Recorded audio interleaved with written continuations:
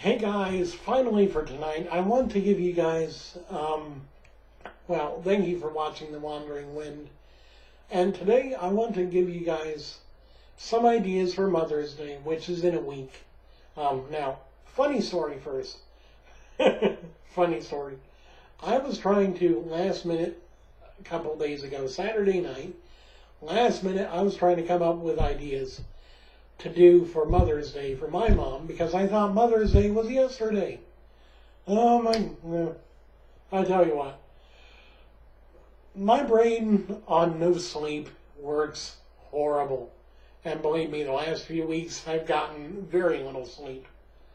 I don't know what it is, but I just, but no, I really think that getting your mother something for Mother's Day is kind of a big deal, but you don't have to stress about going out and buying her something. Here are 5 ideas that are absolutely free. Idea number one. Idea number one is make her something for her birthday dinner. For her Mother's Day breakfast or Mother's Day dinner, or do something special as far as a favorite sweet that she likes, or maybe offer to just cook whatever she was planning on cooking that night. Whatever. Show her that you care by telling her, hey, look, you cook every other day of the year, except for your birthday and Christmas. But except for your birthday, hopefully. Let me cook today. So, there's that. Idea number 2, make her a card. Now, I don't mean go out and buy a card and then sign it. That's lazy. That shows no creativity, no love. Just, oh, well, it's a Hallmark card and she will love it. Yeah, well, you know what she loves better? Even the most poorly made Mother's Day card straight from you. Get some cardboard paper or some stock paper that's, the thick kind of stuff that's good for making cards. Fold it in half. Write a personalized message inside. Try to make it neat. At least make the writing neat enough she can read it. Do designs on the outside. Use stencils if you have to. Do something. Be the kind of person that doesn't just do it half-assed and just buys her something. Go all out and make her feel like the greatest mother in the world. Idea number 3. Take her on a picnic or on some sort of a walk, or just a day together. Maybe just drive over to whatever mall is closest to you, and you can window shop together. Oh, if you're a mother-daughter pair, go and window shop and see just how much she lights up just being able to spend the day with you, especially if you don't get to do that often. That is a blessing for her and for you, because it allows her to feel good, and it allows you to feel like you're actually connecting with her again. Especially if it's been quite a while since the last time you spent a day together because of her working or you working or the kids or whatever. Idea number 4. Write her a song. Write her a poem. Write her something from the heart, from you. And always tell her every day how much you love her. But write her a song, write her a poem, or just perform a song for her specifically. If you play an instrument, fine. If not, go a cappella or find your favorite song with no lyrics. Hey, YouTube.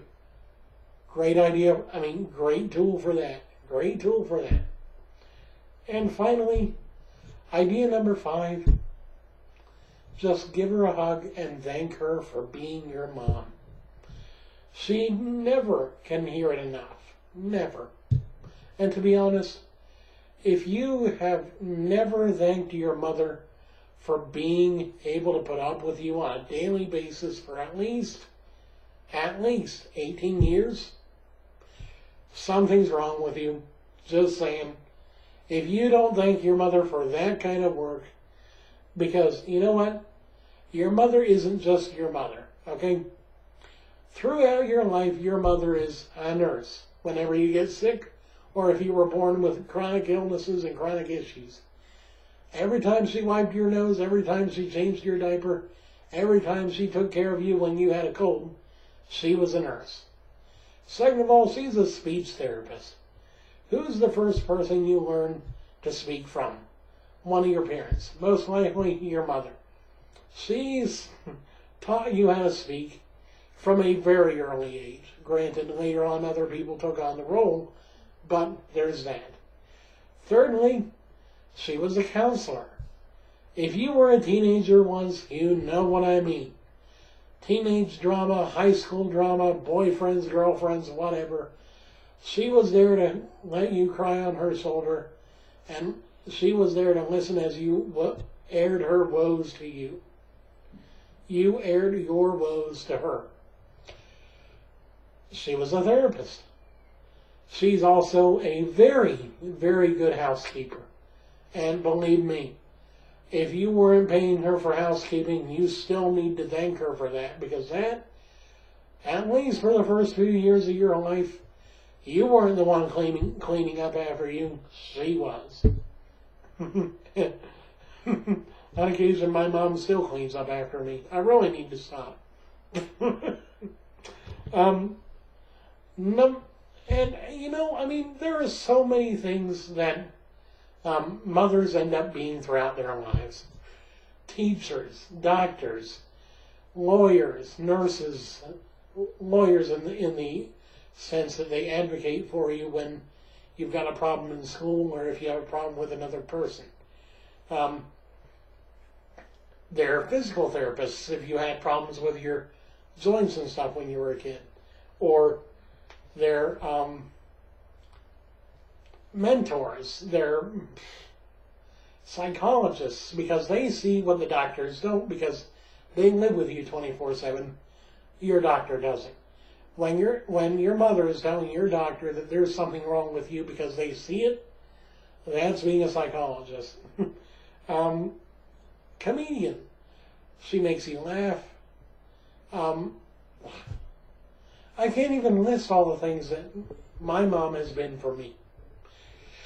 And I doubt you could list all the things that your mom has been for you, because to be honest, we could never thank her enough for being who she is, and we could never understand just how much love she must have had to put up with us for how many years it's been. And the thing is, even after we move away, she never lets go.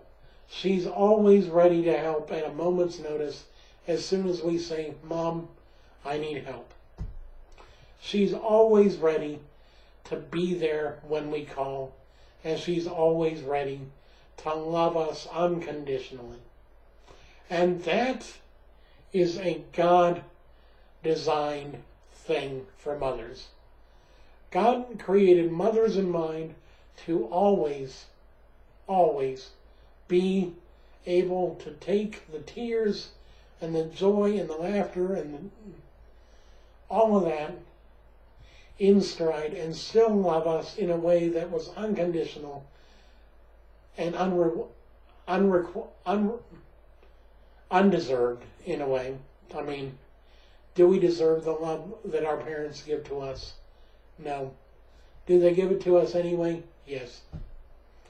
And that is what I want to leave you guys with. That is what I want to leave you guys with today, because Mother's Day shouldn't just be one day of the year. We should celebrate our mothers and our fathers and our families every day.